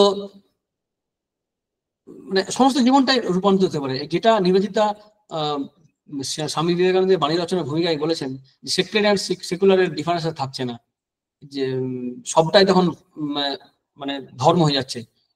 সমস্ত কিছু, যা কিছু কাজ করছি, চাষার কুটির থেকে শুরু করে, কর্মক্ষেত্র থেকে শিল্প কারখানা, ছাত্রদের অধ্যয়নাগার থেকে শুরু করে, ক্লাসরুম, সমস্ত কিছুই ভগবদ্ভাবে পরিণত হবে। কারণ যা কিছু করছি, ইয়াত করছি, ইয়াদাসনাসি, ইয়াদ দিবসি দাসি, ইয়াত তবশিষি কন্তেয় তৎ কৃষ্ণ মাদের প্রণম। স্বামী বিবেকানন্দ খুব সুন্দর বলেছেন। এই যে একটু আগে বলছিলাম না যে ভগবান ভক্তকে শুধু মন্দিরে রাখলেন না, মন্দির থেকে বের করে আনলেন। এই প্রসঙ্গে স্বামীজি বলছেন, আমাদের চরম লক্ষ্য চৈতন্য, জড় নয়। ঘণ্টা, প্রদীপ, মূর্তি, শাস্ত্র, গির্জা, মন্দির, অনুষ্ঠান এবং অন্যান্য পবিত্র প্রতীক খুব ভালো বটে, ধর্মরূপ চারাগাছের বৃদ্ধির পক্ষে খুব সহায়ক বটে, কিন্তু ওই পর্যন্ত, উহার বেশি আর কোনো উপযোগিতা নাই। অধিকাংশ ক্ষেত্রে আমরা দেখি চারা গাছটি আর বড় হয় না। কোন একটি ধর্ম সম্প্রদায়ের ভিতরে জন্মানো ভালো, কিন্তু উহাতে সীমাবদ্ধ থাকিয়া মরা ভালো নয়। অর্থাৎ এই যে ঘণ্টা, প্রদীপ, মূর্তি, শাস্ত্র, গির্জার কথা স্বামীজি বলছেন, এটা খুব ভালো, কিন্তু আধ্যাত্মিক উন্নতির শুধু এই প্রবর্তকের ক্ষেত্রে, প্রথমের ক্ষেত্রে প্রয়োজন আছে, হয়তো জীবনে শেষেও থাকতে পারে, কিন্তু ওখানেই সীমাবদ্ধ থাকলে আমাদের চলবে না, আমাদের ওখান থেকে বেরিয়ে আসতে হবে। অর্থাৎ শুধু মন্দিরে যতক্ষণ থাকলাম বা জপের আসনে বসে থাকলাম ততক্ষণ ধর্ম করলাম, কিন্তু যাদের সঙ্গে সংস্পর্শে আসছি, যখন দৈনন্দিন কাজকর্ম করছি, সেই সময়টা আমাদের ধর্মহীন জীবন যেমন হচ্ছে তা কিন্তু নয়, অনেকখানি লস তা নাহলে জীবনে। কারণ আমাদের যে গোটা জীবনটা সেকুলার লাইফের প্রবলেম হচ্ছে কি, সেখানে ভগবান নেই। আবার আধ্যাত্মিক জীবনের প্রবলেম হচ্ছে কি, ইম্যাচিওর ক্ষেত্রে সেখানে আবার সেকুলার কাজগুলোকে বাদ দেওয়া হয়। মানে যতক্ষণ মন্দিরে থাকলাম ততক্ষণ ধর্ম করলাম, মানে আধ্যাত্মিক জীবন যেমন করলাম, যতক্ষণ জপ করলাম ততক্ষণই করলাম, তা নয়। শুধু জপের দ্বারা নয়, শুধু ধ্যানের দ্বারা নয়, কর্মের দ্বারাও তার সঙ্গে যুক্ত হতে পারবো আমরা। এটাই স্বামীজি বলতে চাইছেন, বা শ্রীকৃষ্ণ এখানে তাই বলছেন, যে শুধু সেখানেই থেমে থাকা নয়, এগিয়ে যেতে হবে। তাই স্বামীজি বলছেন, এমন সমাজ ও সম্প্রদায় জন্মানো ভালো যার মধ্যে কতগুলি নির্দিষ্ট সাধন প্রণালী প্রচলিত, ওইগুলো ধর্মরূপ চারাগাছটিকে বড় হইতে সাহায্য করিবে। কিন্তু যদি কোনো ব্যক্তি ওই সকল অনুষ্ঠানের মধ্যে নিবদ্ধ থাকিয়াই মরিয়া যায়, তবে নিশ্চয়ই প্রমাণিত হয় যে তার উন্নতি হয় নাই, তার আত্মার বিকাশ হয় নাই। এখানে আমরা এটাই বুঝতে পারলাম যে সমস্ত কর্ম ভগবদ্মুখী করা, স্বাস্থ্যবিহিত কর্মই নয়, স্বাভাবিক দৈনন্দিন যা কিছু আমাদের কর্ম, নিজেদের রুচি অনুসারে তৃপ্তির জন্য যা কিছু করি, আবেগবশত সহজ কর্ম যেটা বলা হয়, সবকিছুই, খাওয়া দাওয়া সবকিছুই, যে দান করছি, তপস্যা বলছেন ইয়ৎ তপস্যসি, অর্থাৎ প্রায়শ্চিত্তের জন্য হোক বা ইন্দ্রিয় সংযম করার জন্য যে তপস্যাগুলো করি, উপবাস থেকে শুরু করে সবকিছুই বলছেন ভগবানের উদ্দেশ্য করে, ভগবানকে জন্য করো। ইষ্টং দত্তং তপো জপ্তং বৃত্তং ইয়চ্চাত্মন প্রিয়ম দারান সুতান গৃহান প্রাণান ইয়ৎ পরস্মৈ নিবেদনম। আছে, পুরাণে আছে এরকম যে ইষ্ট কর্ম, দত্ত কর্ম, তপ, জপ, যা কিছু, বৃত্তং মানে লৌকিক আচরণ, সবকিছুই সেই প্রিয় ভগবানকে দেওয়া। এমন শুধু তাই নয়, দারান সুতান, এমনকি গৃহ পরিবার সবই তোমার, মানে স্ত্রী পুত্র পরিবার সবই ভগবানকে দেওয়া, গৃহান প্রাণান সবকিছু তারই জন্য। স্বামীজি এক জায়গায় বলছেন যে হিন্দু তার বাড়িঘর তৈরি করে নিজের জন্য নয়, ভগবানের জন্য করেন, সে সেখানে বাস করে। দেখবেন আমাদের গৃহপ্রবেশ আছে, অর্থাৎ প্রথমে ভগবানের পূজা করা হয়, তারপর আমরা আসি। ভাবটা আমরা ভুলে গেলেও বাস্তব ঘটনাটা কিন্তু এইরকমই, যে এটা হচ্ছে ভগবানের মন্দির, আমি তার সেবায়েত, আমি সেখানে আছি, এই ভাবনা নিয়ে থাকা, এইভাবে আমাদের জীবনযাপন, গার্হস্থ্য ধর্ম পালন করা। আমরা সবকিছু ভগবান নির্মাণ করা যায়। হোমের যে পূর্ণাহুতি হয়, খুব সুন্দর আছে, খুব সুন্দর মন্ত্র। ওই যখন এই পান কলা নিয়ে আমরা পূর্ণাহুতি করি, প্রথমে দেবতার ওম ইত্যাদি বলার পরে বলে ঐতপূর্বং প্রাণ বুদ্ধি দেহ ধর্মানি কারত জাগ্রত স্বপ্ন সুষুপ্তাবস্থাসু মনসা বাচা কর্মণা হস্তভ্যাম পদ্ভ্যাম উদরেণ শিষ্ণা যৎকৃতম যদুক্তম যস্কৃতম তৎসর্বং ব্রহ্মার্পণং ভবতু স্বাহা মাং মধ্যঞ্চ সকলম। যে দেবতার হোম হচ্ছে সেই দেবতার নাম করে চরণে সমর্পয়ে। অর্থাৎ ইতপূর্বং মানে এর আগে পর্যন্ত যা কিছু করলাম, মানে টিল নাও যা কিছু করেছি, প্রাণ বুদ্ধি দেহ দ্বারা, প্রাণের দ্বারা, দেহের দ্বারা, বুদ্ধির দ্বারা, ধর্মাধিকার, জাগ্রত স্বপ্ন সুষুপ্তি, জেগে থাকায়, ঘুমিয়ে থাকা, স্বপ্ন সবসময়, জাগ্রত সুষুপ্তি সমস্ত অবস্থায় কি যৎকৃতম মানে যা কিছু করেছি, যদুক্তম যা বলেছি, যৎস্মৃতম তৎসর্বম মানে সবকিছুই ভগবানের সমর্পণ করা হচ্ছে, সবকিছুই ইয়াদ করেছি, যথাসি। এই ভাবটা খুব সুন্দর আছে হোমের এই পূর্ণাহুতির পরে যে মন্ত্রটা হয় পূর্ণাহুতির সময়। এছাড়া আমরা শিব মানস পূজাতেও পাই, খুব সুন্দর আছে শিব মানস পূজাতে, সুন্দর স্তোত্র খুব সুন্দর। সেখানে আছে যে আত্মাত্মং গিরিজামতি সহচরা প্রাণ শরীরং গৃহং পূজাতে বিষয় উপভোগ রচনা নিদ্রা সমাধি স্থিতি সঞ্চার পদয় প্রদক্ষিণাবিধি সূত্রাণি সর্বাগিরো যজ্জৎ কর্ম করমি তত্ত্বদখিলাং সম্ভ তবারাধনম। এই লাস্টের অংশটুকু অনেকে কোট করেন, যজ্জৎ কর্ম করমি তত্ত্বদখিলাং সম্ভ তবারাধনম, যা যা কর্ম করি সবই সম্ভব তোমার আরাধনা। কি বলছেন এই কয়েকটি লাইনে? তো শিব ভক্ত তার আত্মাকে সম্বোধন করে বলছেন যে তুমি গিরিজার মতি, আত্মাত্মাং গিরিজামতি, পঞ্চপ্রাণ তোমার সহচর, শরীর তোমার গৃহ, বিষয় ভোগ যাকে আমরা ভোগ করি তোমার পূজা, সমাধিতে অবস্থিত তোমার সুষুপ্তি, পদসঞ্চার তোমার প্রদক্ষিণ, স্তব পাঠাদি তোমার বাক্য। হে শম্ভ, আমি যে যে কর্ম করি তৎসমুদয় তোমার আরাধনা হোক। বাংলা গান আছে খুব সুন্দর, এই মনোবলী ভজকালী ইচ্ছা হয় তোর যে আচারে, গুরুদত্ত মহামন্ত্র দিবানিশি জপ করে, শয়নে প্রণাম জ্ঞান নিদ্রায় করো মাকে ধ্যান, নগর ফেরো মনে করো প্রদক্ষিণ সমামারে, যত শোনো কর্ণ বটে সবই মায়ের মন্ত্র বটে। এরকম আছে কালী পঞ্চাশত বর্ণময়ী, বর্ণে বর্ণে বর্ণে বর্ণে নাম ধরে, চর্বুজের শিলজ্জপেয় যত রসে সংসারে আহার করো মনে করো আহুতি দিয়ে সমামারে। এরকম সব আছে। অর্থাৎ আমাদের দৈনন্দিন জীবনে যা কিছু করছি, মানে খাওয়া চলাফেরা যা কিছু শুনছি, সবই সবই ভগবতময় করে দেওয়ার কথা। এই ভাবনাটা এই মানে গানের মধ্যে আছে। অনেক দ্রৌপদীর কথা, গজেন্দ্র কথা বললাম, গোপালের মায়ের কথা বললাম। তবে এখানে খুব খেয়াল রাখতে হবে, আমাদের সাবধান থাকতে হবে যে আমরা যা কিছু করছি সবই ভগবানকে দেব, এটা কিন্তু খুব উঁচু অবস্থা হলে সব এমনি আর নিবেদন করতে হয় না। কিন্তু ভক্তির প্রাথমিক স্তরে কিন্তু আমাদের খেয়াল রাখতে হবে, খুব খেয়াল রাখতে হবে, তা নাহলে স্বেচ্ছাচারিতা আসবে। সেটা নারদের ভক্তি সূত্রেও বলেছেন যে শাস্ত্রবিধি পালন করতে হবে, অন্যথা প্রতীপ্তি আশঙ্কা, নাহলে পরে ভাবনা দৃঢ় হওয়া না পর্যন্ত শাস্ত্রবিধি মানতে হবে। তার মানে স্বেচ্ছাচারিতা আসবে, যা ভক্তিপথে নিয়ে যাবে না, যা ভক্তি মুক্তি কোনোটাতেই সাহায্য করবে না। সবটাই আমাদের খেয়াল রাখতে হবে।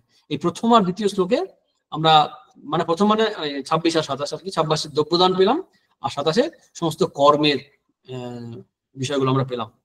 এখন এইভাবে ভজনা করার ফল কি হবে? তার 28 নম্বর বলছেন, শুভাশুভ ফলের এবং মোক্ষে কর্মবন্ধনে সন্ন্যাস যোগযুক্ত আত্মা বিমুক্ত মা উপস্যসি। শুভ অশুভ যে কোনো আমরা কাজ করি, সব তার ফলে বন্ধন হয়। শুভ কর্ম বন্ধন করে, অশুভ কর্ম বন্ধন করে। ওই শুভ কর্ম ফলে আমরা স্বর্গে যাই, আগে দেখেছি। অশুভ কর্ম আমাদের নরকে নিয়ে যায়।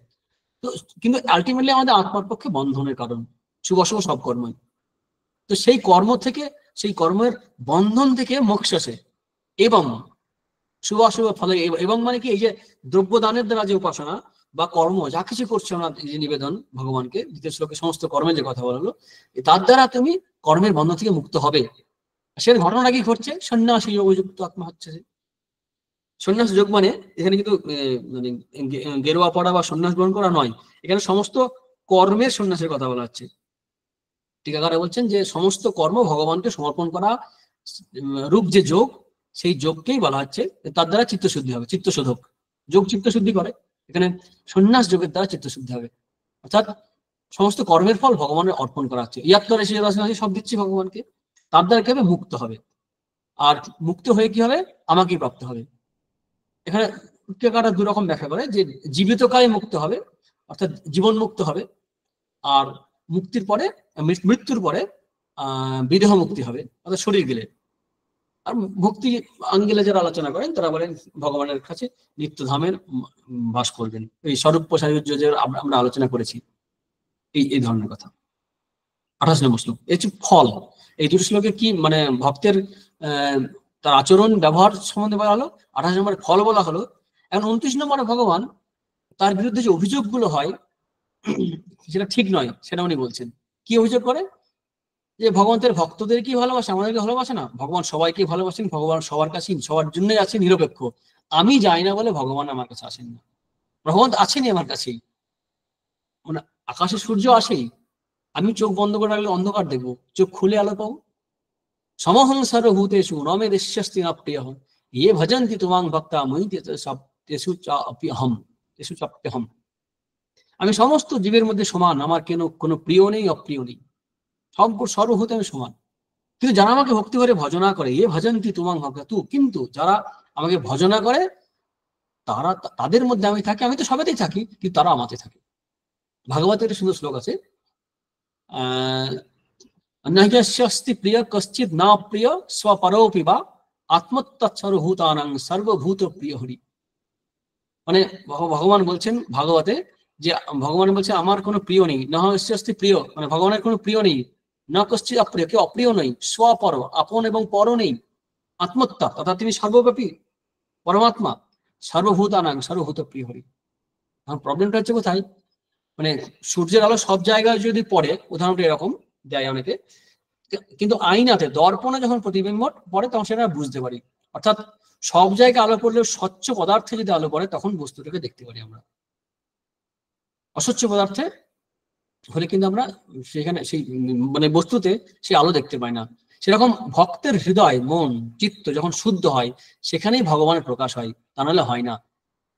যেমন আগুন উদাহরণ দেন টিকাকারেরা, আগুনের উদাহরণ দেন, কল্পতরুর উদাহরণ দেন, যে আগুনের কাছে গেলে, অগ্নির কাছে গেলে তবেই তো আমরা তাপ পাবো, আলো পাবো। সর্বব্যাপী তবু সূর্যের আলোর মতো প্রকাশ হয় কখন, যখন আমি নিজে চোখ চেয়ে দেখবো। তো আগুনের কাছে গেলে তখন আমি পাবো। কল্পতরুর কাছে যেমন যা চাইবে তাই পাবে। গল্প আছে এরকম যে একজন একটা কল্পতরু, পয়লা জানুয়ারি খুব আলোচনা হয় এটা নিয়ে, কল্পতরুর কাছে সবকিছু চাইলেই সবকিছু পাওয়া যায়, সব দিলেই বিপদ কোথায়। একজন সাধক এরকম ভাবছে যে এরকম অবস্থা, যদি এরকম করে সেবা করার জন্য আমার থাকতো খুব ভালো হয়। কল্পতরুর গাছে নিচে বসে আছে সে, তো একটা সেবক জুটে গেল, একটা খাট হলে ভালো হয়, খাট জুটে গেল। তখন ওরা বলছেন যদি আমার বাঘ আসে, বাঘ এসে গেল, তাই খেয়ে নিল। অর্থাৎ যা চাইছি যা মনে করছি তাই যদি কল্পতরু দিয়ে যান তাহলে আমাদের আলটিমেটলি ক্ষতি হবে। কল্পতরুর মতো ভগবান যা প্রয়োজন আমাদের তাই দেন, আমাদের যা ইচ্ছা হয় তা দেন না। আরেক দিক থেকে ওই আগুনের যে উদাহরণ দেখালো, অগ্নির যে উদাহরণ দিলো, তো সে ভগবানের কাছে যদি আমরা যাই তবেই আমরা আলো পাবো। এখানে ভগবানের মানে ভক্তের প্রতি ভগবানের যে টান দেখা যাচ্ছে সেটা কিন্তু ভক্তের ভক্তির গুণে, ভগবানের পক্ষপাতের দোষে নয়। ভগবান পক্ষপাত দোষে দুষ্ট নন, আমরা আমাদের গুণ অনুসারে। আর যদি অদ্বৈত মতে দেখি তাহলে তো আলাদা করে কোনো ভেদই নেই, যে কার প্রতি পক্ষপাতিত্ব করবে তার কথাই নেই। সর্বভূত তিনি সমান রূপে আছেন, কিন্তু অগ্নির যেমন শত্রু মিত্র নাই, নিকটে আসলেই উত্তাপ পাই, দূরে থাকলে পাই না, তেমনি ভগবানের কাছে থাকলেই সে ভগবানকে পাই, অভক্ত তার প্রসাদ থেকে দূরে থাকে। এতে কিন্তু ভগবানের রাগ দেশে প্রমাণ হচ্ছে না। অর্থাৎ আমরা যদি শুদ্ধ চিত্ত হই, শুদ্ধ ভাবে যদি থাকি, তাহলে আমরা ভগবানের পাবো। আমার ভাবটা হচ্ছে আসল। ও অনেকটা হয়ে গেছে না।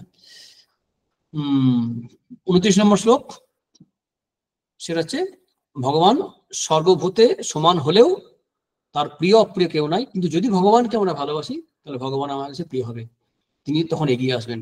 শ্রীরামকৃষ্ণ একটা কথা দিয়ে আমি শেষ করছি আলোচনা, যে কৃপা বাতাস তো বইছেই, তুই পাল তুলে দে না। অর্থাৎ ভগবান কৃপা করেই আছেন, পাল তুলতে হবে আমাদেরই। যদি পাল তুলি তবেই আমাদের নৌকা এগিয়ে যাবে, পাল না তুললে আমাদের হাল ছেড়ে বসে থাকতে হবে। কারণ সমস্তটা হাল টেনে যায় না, আমাদের পুরুষকার দিয়ে সবটা হয় না, কিছুটা ভগবান এগিয়ে আসেন। আমরা যদি এক পা এগোই তবে তিনি 10 পা এগিয়ে যান। তাই শ্রীরামচন্দ্র যে বলছেন যে তার কৃপা বাতাস বইছে, তুই পাল তুলে দে না, তিনি সর্বভূতে সমান, তার পক্ষপাতিত্ব নেই।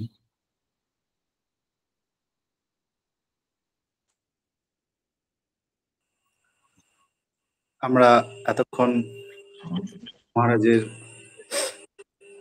গীতা ক্লাস শুনলাম, মনোমুগ্ধকর ক্লাস।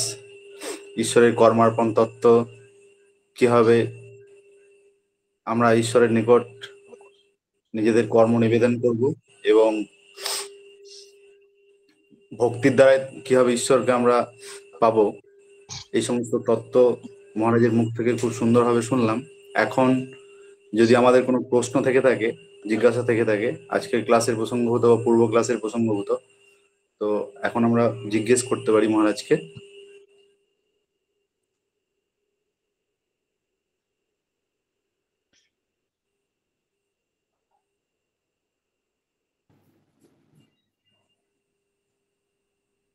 প্রণাম মহারাজ।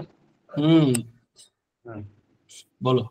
হ্যাঁ মহারাজ, আমার দু একটা বিষয় জানা ছিল। যে শুরুর দিকে আমরা একটা শব্দ পড়ছিলাম 24 নম্বর শ্লোকে, তত্ত্ব শব্দ উল্লেখ পাচ্ছিলাম, সেখানে তত্ত্ব বলতে ঠিক কি বোঝায়?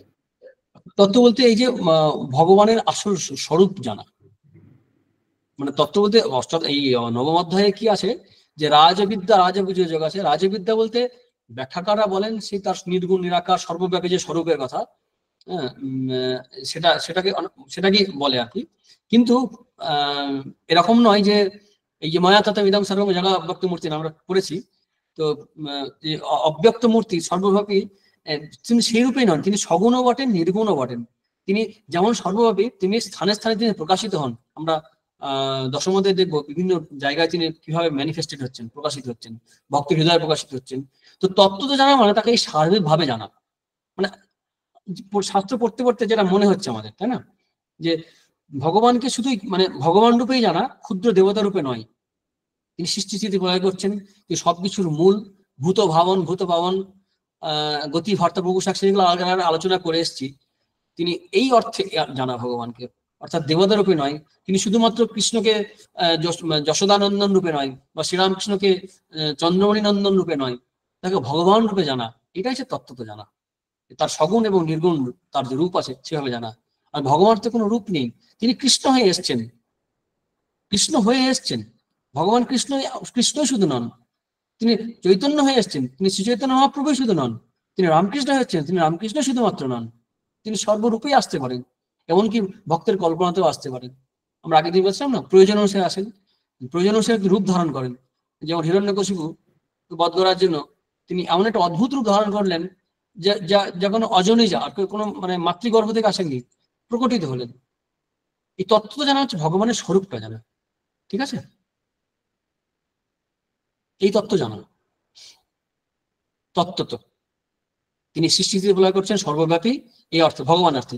এই হিসেবে বলতে গেলে যে কোনো ব্যক্তিকে, যে কোনো মানুষকে, যে কোনো দেবতাকে আমরা ভজনা করতে পারি, সে কালী থেকে মনসা থেকে শনি থেকে সবাই করতে পারি, কিন্তু ওই বোধ আমার থাকা চাই। এমনকি সাধারণ একজন মানুষকে, শ্রীরামকৃষ্ণের জীবনে একটা ঘটনা আছে এরকম। শম্ভু মল্লিকের এক আত্মীয় ছিলেন, তিনি তার ভাইপোর প্রতি খুব আসক্ত ছিলেন। ভগবানের কিছুতেই মন ভাসাতে পারছেন, কাকে ভালোবাসো, কার প্রতি মন আছে, ভাইপোর প্রতি। ওকেই গোপাল ভেবে সেবা করবে। গোপাল ভেবে সেবা করা মানে হচ্ছে গোপাল ভাবা, যেটা এই গোপাল ভাব এনে তারপর তার সমাধি হয়, তার অনেক আধ্যাত্মিক উন্নতি হয়। এটা কিন্তু হচ্ছে তত্ত্বত তার উপলব্ধি হচ্ছে, ভক্তির দ্বারাই হচ্ছে তত্ত্বত উপলব্ধি, শুধু বই পড়ে নয়।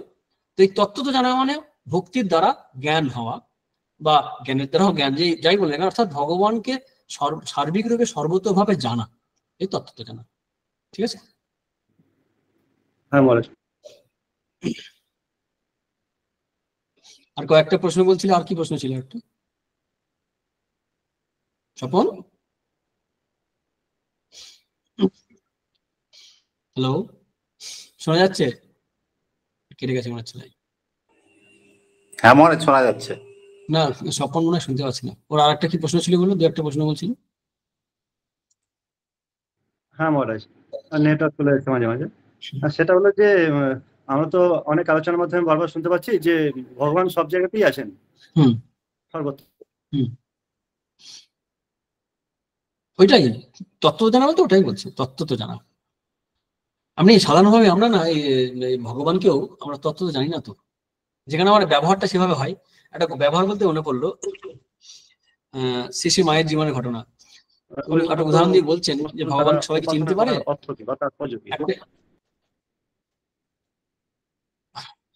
যেটা বলছি শেষ করিনি, তা বলছি। তো ভগবান কে সবাই চিনতে পারে না, জানতে পারে না। ওই একটা জায়গায় পুকুরে পাথর ছিল, সবাই পা ঘষে স্নান করে উঠে যেত। ওর ব্যবহারটা ওভাবে করতো, ওই রকম জানে বলে, যেটা একটা পাথর, এতে পা ঘষে পা পরিষ্কার করা যায়, কাপড় কাচা যায়, এর বেশি নয়। এরা এরকম জানে বলে এর ব্যবহারটা এরকম করলো। একজন জহুরি এসে সে দেখলো এটা তো খুব মূল্যবান পাথর, সেটাকে তুলে নিয়ে গিয়ে তাকে জহর হিসাবে ব্যবহার করলো। তার দাম বেড়ে গেল, তার ব্যবহার বদলে গেল।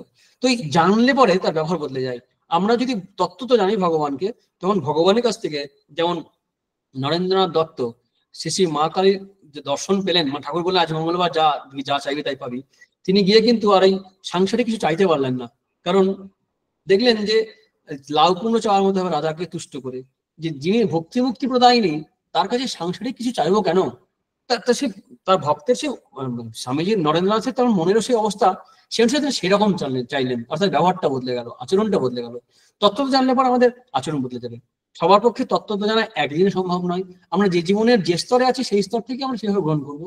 আর একটা কি বলছিল যে উপাসনা করার কথা, তাই তো? হ্যাঁ মহারাজ, হ্যাঁ উপাসনা আলাদা করে কিছু নয়। এই যে আমরা কথা বলছি, এটাকে আমরা ভাবতে পারি যে এই যে আমরা ভগবানের কথা বলছি ভগবানের ভক্তদের সামনে, অথবা ভগবানই শুনছেন আর এক রূপে সবার মধ্যে। আমার মনে হয় যে এই ভাব যদি থাকে, তাহলে আমার সেটা পূজা হচ্ছে। তো এই যে ইয়াত কর্মে তত্ত্ব দক্ষিণাং সম্ভব আরাধনম আছে না, ওই যে বললেন ইয়াত কর্ম কর্মে তত্ত্ব দক্ষিণাং সম্ভব আরাধনম, শিব মানুষ পূজনমে আছে, যা যা করি সবই তার পূজা হয়ে যাবে। এই ভাবটা, যদিও বিধি পূজাও আছে, বিধি পূজা আমরা করবো, ওটা বাদ দেবো না। বিধি পূজা না করলে প্রবলেম হয় কি, অনেক সময় আমাদের মন ফাঁকি দেয়। বিধির পূজা সেখানে রাখতে হয়। অর্থাৎ যদিও সব পূজা জ্ঞানে করবো বটে, এছাড়াও আমরা সাধকদের দেখেছি, বিশেষ করে যারা সিদ্ধ হয়ে গেছেন তারা মন্দিরে যান। নরেন্দ্রনাথ সেখানে বলতেন, তিনি এখনো কালীঘরে যান, সেখানে যান, শ্রী মাকে প্রণাম করছেন, মানে জগৎজননী মা ভবতারিণী কালীকে। আবার সমাজ মন্দিরে যাচ্ছেন, ব্রাহ্ম সমাজে, সেখানে প্রণাম করছেন। অথচ সিদ্ধ মানুষ, সিদ্ধ ব্যক্তি, স্বয়ং ভগবান তো যদি বাদও দিই সাধক সিদ্ধ, তো তারা কিন্তু ওই শাস্ত্রের এবং আচারের মান রক্ষা করেন। অর্থাৎ সবই ভগবান হয়ে তার সেবা করলেও আলাদা করে পূজাও রাখে তারা সবসময়।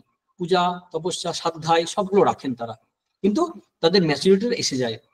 অর্থাৎ পূজার বিধিবাদী পূজাও রাখেন তারা, কিন্তু না হলেও চলে, না হলেও চলে। ঠিক আছে, হ্যাঁ মহারাজ, ঋতু রাখতে হয়। এই ঋতু রাখলেই ভাবটা থাকে। আমাদের প্রাচীন সাধুরা আছে এরকম, কনখল না মনে হয়, কাশীতে বেনারসে সেবক ব্রহ্মচারী যা তাদের সন্ন্যাসীদের বলছেন যে ভাবের সঙ্গে করবে, ভাবের সঙ্গে করলে সবকিছু পাবে। ভাবটা খুব ইম্পর্টেন্ট, মানে কি ভাব নিয়ে করছি। নারায়ণ সেবা করছি, নারায়ণ সেবা করছি, এই ভাবটা যেন অন্তরে থাকে, এই ভাবটা খুব ইম্পর্টেন্ট। ঠিক আছে। হ্যাঁ মহারাজ, আরেকটা ভাবনা বলছে যে মন্দিরে, ওটা অন্য জায়গায় মনে হচ্ছে যে মন্দিরে এখানে পূজা করবে ভগবানের, আর সেই ভগবানের পূজা করবে হসপিটালে গিয়ে, অর্থাৎ রোগী নারায়ণের সেবা করবে। এসব কাহিনী আমাদের সংখ্যা ছড়িয়ে আছে। ঠিক আছে, পূজা আর বিধি, পূজা বলতে দুটো রাখতে হবে, বাদ দিলে চলবে। হ্যাঁ মহারাজ, প্রণাম নিয়ে মহারাজ। আজ থাক নাকি, না আর কেউ প্রশ্ন থাকে? আছে প্রণাম মহারাজ। একটা প্রশ্ন মনে হচ্ছে, দিদি কিছু বলছেন? মহারাজ আমার প্রশ্ন হলো ঠিক উল্টো আর কি ব্যাপারটা, যদি কারো ভক্তি না থাকে, উপাসনা না থাকে, যেমন আমরা রত্নাকরের জীবন দেখলাম, কিছুই করছেন না অথচ ভগবান এসে তাকে কৃপা করলেন, কিংবা শ্রীরামকৃষ্ণদেবের জীবন আমরা রসিক নাথকে দেখলাম, তার তো কোনো জ্ঞানের তত্ত্ব নেই, তার অন্তর্জগতে কতটা ভক্তি ছিল আমরা তাও জানি না, কিন্তু পেয়েছেন। তাহলে এক্ষেত্রে এই ব্যাখ্যাটা আপনার কাছে। হ্যাঁ, এটা স্বামীজি খুব সুন্দর উত্তর দিয়েছেন যে কোনো মানে দুরাচারী ব্যক্তি এত কষ্ট, এত যন্ত্রণা পায়, সেই যন্ত্রণার এত আবেগ এত প্রবল হয়ে ওঠে, তারা একটা অন্তর থেকে মুক্তি খোঁজে। তাদের এত কষ্ট, যন্ত্রণা হয় অন্তর থেকে, সেই মুক্তি পাওয়ার জন্য তাদের ব্যাকুল হয়ে কিছু একটা পেতে চায়। কারণ স্বরূপ তো ভগবান সবার মধ্যে আছেন। সেইখানে ভগবান সেই আরতিকেই প্রার্থনা হিসেবে গ্রহণ করে, যেমন করে ওই পিছন ফিরে মনসার পূজা করেছিল চাঁদ সদাগর, ঠিক অতটা নয়। তো এই যে আরতি থেকে কিছু একটা চাইছে, যে না হলে প্রাণ থাকবে না, স্বামীজি বলছেন, সেই একটা আবেগ যখন তৈরি হয়েছে, তখন ভগবানের কৃপা হয়েছে। আবার কখনো কেউ বলেন যে জন্মান্তরে তারা অন্য কেউ ছিলেন, রত্নাকর আগের জন্মে কি ছিলেন আমরা জানি না। গিরিশ ঘোষ তিনি মজা করে বলেছেন, শ্রীরামকৃষ্ণের যে কথা বলছিলেন, গিরিশ ঘোষ তো তিনি মানে এহেন পাপ নেই যে করেননি, কিন্তু তার ভিতরটা জ্বলছিল, খুব জ্বলছিল, ভগবানকে চাইছিলেন যেন। আর সেগুলো তার যে নাটক, যে অভিনয় হতো, লিখতেন, তার গান, তাতে সে আরতিটা প্রকাশ পেত। আমরা রত্নাকর জীবনের সব জানি না, সেভাবে হয়তো কোথাও আরতি ছিল, ভগবানকে চেয়েছিলেন, তাই ভগবান এসেছিলেন, এটাই মনে হয়। প্রণাম মহারাজ। প্রণাম মহারাজ। আমরা আজকের ক্লাসের প্রায় একদম শেষ মুহূর্তে এসে দাঁড়িয়েছি। আমরা মহারাজের কাছ থেকে তথ্যে এবং তত্ত্বে ভরা ক্লাস উপভোগ করলাম। এখন মহারাজকে আমি সশ্রদ্ধ কৃতজ্ঞতা জানিয়ে এবং আজকের এখানে যারা উপস্থিত ছিলেন আজকের ক্লাসে, তাদের প্রত্যেককে নমস্কার জানিয়ে এবং শুভেচ্ছা জানিয়ে গীতা পরিবারের পক্ষ থেকে মহারাজকে এখন আমি আমার ক্লাস শেষ করার জন্য অনুরোধ জানাচ্ছি। প্রণাম মহারাজ। ओम शांति शांति शांति। हरि ओम तत्सत्। श्री कृष्णार्पणमस्तु।